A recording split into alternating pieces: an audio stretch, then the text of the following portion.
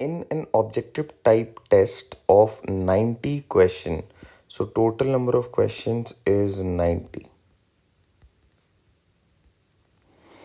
हर correct answer के लिए आपको अलॉट होंगे 5 marks. So for correct responses you get 5 marks, and for every incorrect answer that you pick or wrong, 2 marks would be deducted. Negative marking question. Okay. कोई एक इंसान है जिसने, कोई एक स्टूडेंट है जिसने attempted every question. So after attempting all the 90 question, none of them were left. So there is a person who is attempting all 90 question and he scores 387 marks. What is the number of incorrect responses? चलिए एक scenario लेते हैं जहाँ पे student number A काफ़ी brilliant है और उसने 90 क्वेश्चन अटेम्प्ट करे और सारे करेक्ट हैं. That means 90 into 5. So what should be his marks or what should be his score?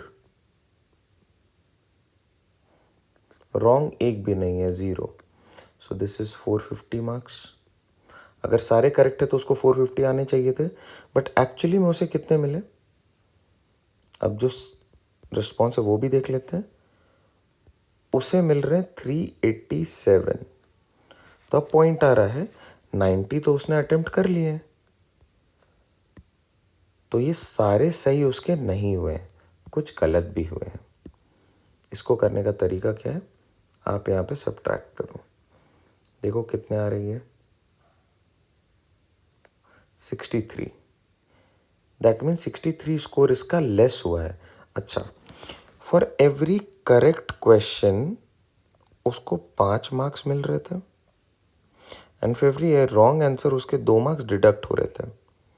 But मान लो किसी का एक क्वेश्चन गलत हो गया तो उसको ये 5 मार्क्स भी तो नहीं मिल रहे हैं और 2 मार्क्स और उसके डिडक्ट हो रहे हैं. तो इन टोटल अगर मैं डिडक्शन की बात करूं तो -7 हो रहा है. तो कैन आई से 63 मार्क्स का जो डिडक्शन है उसको अगर मैं 7 से डिवाइड करूं तो मुझे मिलता है 9 questions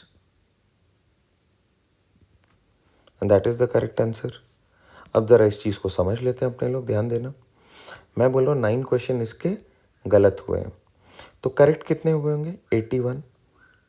so 81 into 5 and 9 wrong. Scenario पे बैठाते हैं, देखते हैं इसकी वैल्यू 387 आती है या नहीं आती है. 81 into 5 405, 9 into 2 18, 405 minus 18 is equal to 387. So I hope आप इसे फॉलो कर पा रहे हैं. That is out of 90 questions, he has attempted all those 90 questions, but 9 of them turned out to be wrong. Therefore, his cumulative score is 387. So 9 is the correct fit here. Option A is the correct fit. I hope this helps.